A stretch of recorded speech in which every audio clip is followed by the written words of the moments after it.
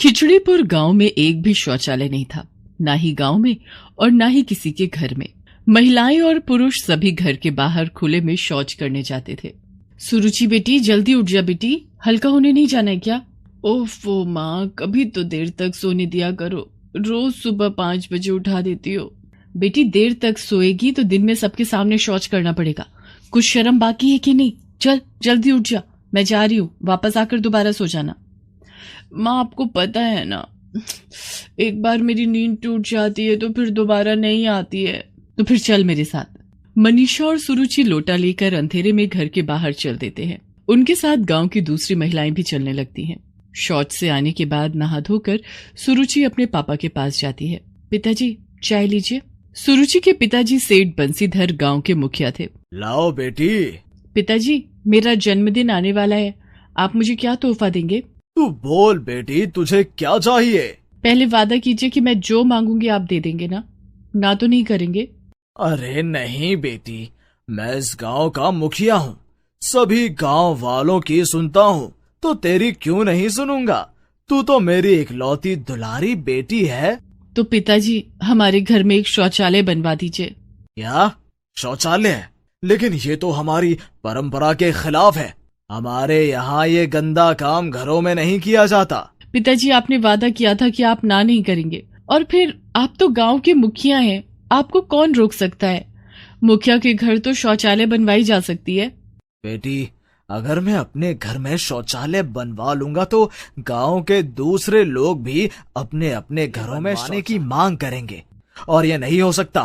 तो ठीक है, मुझे नहीं मनाना कोई जन्मदिन। सुरुचि मुंह फुलाकर अपने कमरे में चली जाती है। आपने इसे ज्यादा सर चढ़ा लिया है, इतनी बहस करने लगी है।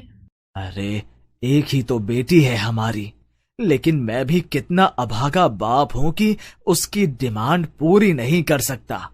तभी सेठ बंसीधर के मोबाइल फोन की घंटी बजती है। अरे नवीन का फोन आ रहा है। नवीन सेठ बंसीधर का इकलौता बेटा है जिसने शहर में रहकर सिविल इंजीनियरिंग की पढ़ाई की है। पढ़ाई पूरी करने के बाद ही एक सरकारी कंपनी में नवीन की जॉब भी लग जाती है। कंपनी के प्रोजेक्ट पर वो विदेश चला गया था।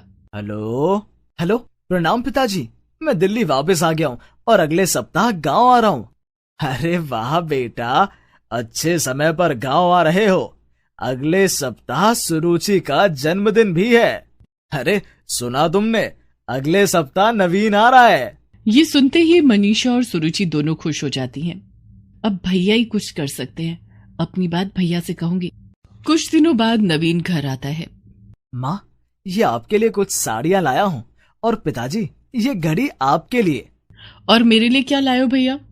तेरे लिए तो 1 नहीं, 2 नहीं, 3 नहीं, 4 नहीं, बल्कि पूरे 1 दर्जन सूट पीस लाया हूँ। बेटा, भगवान की दया से नौकरी तो तू अच्छी कर रहा है, अब तेरी शादी हो जाए, बस हमें और कुछ नहीं चाहिए। पिताजी, मैं तो शादी तभी करूंगा जब सुरुचि की शादी हो जाएगी, पहले इसे यहाँ से भगाऊंगा। भैया, नवीन हंसने लगता है और सुरुचि वहां से भागकर अपने कमरे में चली जाती है। पिताजी, मैंने सुरुचि के लिए एक लड़का देखा है जो विदेश में इंजीनियर है, और उसकी पूरी फैमिली विदेश में ही सेटल्ड है।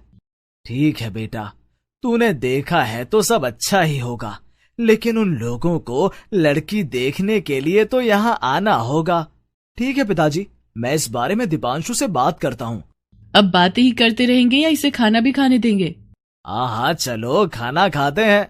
सबने मिलकर खाना खाया और खाने के बाद नवीन अपने कमरे में आराम करने चला गया। तभी वहां सुरुचि आई। भैया, मुझे आपसे कुछ बात करनी है। हाँ हाँ सुरुचि, बोलो क्या बात है। भैया, आप पापा से कहो ना कि हमारे घर में शौचालय बनवाएं।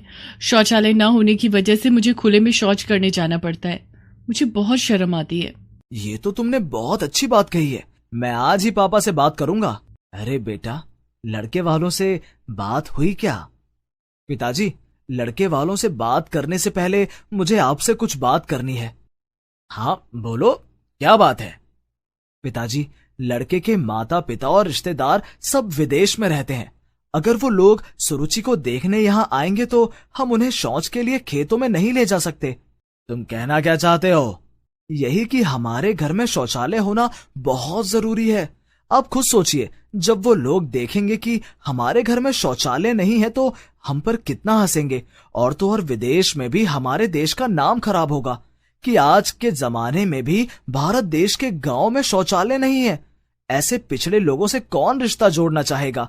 और सिर्फ एक शौचालय ना होने की वजह से मेरी बहन की शादी एक अच्छे लड़के से नहीं हो पाएगी। लेकिन बेटा, तुम्हें तो पता है कि शौच जैसे काम हमारे यहाँ घरों में नहीं होते। पिताजी, समय के साथ बदलना बहुत जरूरी होता है, नहीं तो हम कभी भी आधुनिक नहीं बन पाएंगे। आज जब पूरे गांव में स्कूल है, सबके हाथों में मोबाइल फोन है, तो घरों में शौचालय बनवाए जाने का क्या हर्ज है। और हमारी सरकार तो देश के सभी गांवों में खुद शौचालय बनवा रही है। मैं खुद शौचालय बनवाए जाने की परियोजना पर काम कर रहा हूं और उस परियोजना के तहत बहुत जल्दी सरकार की एक टीम निरीक्षण करने हमारे गांव आने वाली है। हमें तो सरकार के इस काम में उनकी मदद करनी चाहिए। लेकिन बेटा, फिर तो गांव के सारे लोग यही कहेंगे कि सेठ बंसीधर ने अपने घर में शौचालय बनवा लिया, मेरी थू थू हो जाएगी। पिताजी, जब हमारी बहन, माँ और बहू बेटियां खुले में शौच करती हैं तब थू थू नहीं होती है। कल जब मैं गांव के रास्ते से घर आ रहा था तो खेतों में हर जगह मल पड़ा हुआ था और उससे आने वाली बदबू से मेरी नाक फट रही थी। पिताजी, खुले में शौच करना ना ही सिर्फ हमारी सेहत से खिलवाड़ है बल्कि प्रकृति के साथ बहुत ही गंदा खिलवाड़ है। लेकिन आप फिर भी नहीं मानेंगे तो मैं लड़के वालों को मना कर देता हूँ, क्योंकि मुझे तो उन लोगों को ये बताने में बहुत शर्म आएगी कि मेरे घर में शौचालय नहीं है। सुनिए जी, नवीन ठीक ही तो कह रहा है, हमें इसकी बात मान लेनी चाहिए। ठीक है, मैं कल ही घर में शौचालय बनवाता हूँ। और दूसरे ही दिन सेठ बंसीधर के घर में शौचालय बनने का काम शुरू हो जाता है। 2 दिन के बाद शौचालय बनकर तैयार था। थैंक यू भैया, भाई हो तो आपके जैसा, आपने मुझे जन्मदिन का तोहफा दे दिया। अरे छोटी, ये तो मेरा फर्ज था, सिर्फ तेरे लिए नहीं पूरे समाज के लिए। ग्रामीण मुखिया जी के घर के बाहर बने शौचालय को देखने के लिए आने लगते हैं। प्रणाम मुखिया जी, सुना है आपने अपने घर के बाहर शौचालय बनवाया है। हाँ भोला, और बहुत जल्दी अब तुम सबके घरों में भी शौचालय बनेगा। तभी वहाँ नवीन आ जाता है। सिर्फ आपके घरों में ही नहीं बल्कि पूरे गांव में जगह जगह पब्लिक टॉयलेट भी बनेगा। पर मुखिया जी, ये तो हमारे गांव के उसूलों के खिलाफ है। देखिए, आप सबसे मैं कुछ कहना चाहता हूँ। इस गांव को साफ और स्वच्छ रखना हमारी जिम्मेदारी है और हम सभी को एक जिम्मेदार नागरिक का कर्तव्य निभाना चाहिए। हमारे देश, हमारे गांव, हमारे घर, हमारी धरती को सुंदर, स्वच्छ और निरोग रखना हमारा सबसे पहला काम होना चाहिए। और फिर जहां बात हमारी बहू बेटियों की इज्जत की हो, वहां कोई उसूल नहीं चलते। हमारी माँ बहन की खुशी से बढ़कर हमारे लिए कुछ भी नहीं है। गांव की औरतें भी नवीन की बातें सुन रही थी। वो एक साथ बोल पड़ी, हाँ हाँ नवीन भैया सही बोल रहे हैं, हम खुले में शौच करने नहीं जाएंगे। नवीन भैया, जो बात हम बरसों से नहीं बोल पाए वो आज आपने 1 मिनट में सबको समझा दिया, आपका बहुत बहुत धन्यवाद। कुछ दिन बाद नवीन वापस शहर अपने काम पर चला जाता है और वहां से गांव में शौचालय बनाए जाने की परियोजना की शुरुआत करने के लिए अपने दफ्तर की एक टीम लेकर गांव आता है और गांव में जोर शोर से शौचालय बनने का काम शुरू हो जाता है। पिताजी, मैंने लड़के वालों से बात कर ली है, वो लोग अगले हफ्ते सुरुचि को देखने आ रहे हैं। थोड़े दिनों के बाद पूरे गांव में शौचालय बनकर तैयार था और धूमधाम से सुरुचि की शादी भी हो गई। अब गांव के किसी भी व्यक्ति को शौच करने के लिए खुले में नहीं जाना पड़ता था। सुभद्रा ने अपने इकलौते बेटे वरुण की शादी एक कम पढ़ी लिखी लड़की ज्योत्सना से की थी ताकि उसकी बहू कभी नौकरी न करे और अच्छी तरह घर संभाले। सब कुछ सुभद्रा की सोच के मुताबिक चल रहा था कि अचानक उसके बेटे वरुण की मौत हो गई। अब सुभद्रा अपनी विधवा बहू ज्योत्सना के भविष्य को लेकर चिंतित हो जाती है। ये जानने के लिए देखते हैं विधवा बहू की डोली। सुभद्रा देवी अपने बेटे वरुण की शादी की तैयारियां कर रही थी। आज वरुण की शादी ज्योत्सना के साथ होने वाली थी। ज्योत्सना 10वीं पास थी लेकिन घर के कामकाज में निपुण थी। धूमधाम से वरुण की शादी ज्योत्सना के साथ हो जाती है। ससुराल आते ही उसने घर और परिवार की पूरी जिम्मेदारी उठा ली। माँ बाबूजी, आप दोनों के लिए अदरक वाली चाय लाई हूँ। लाओ बहू, अदरक वाली चाय तो मुझे बहुत पसंद है। तुमने आते ही हम लोगों की पसंद और नापसंद का ख्याल रखना शुरू कर दिया।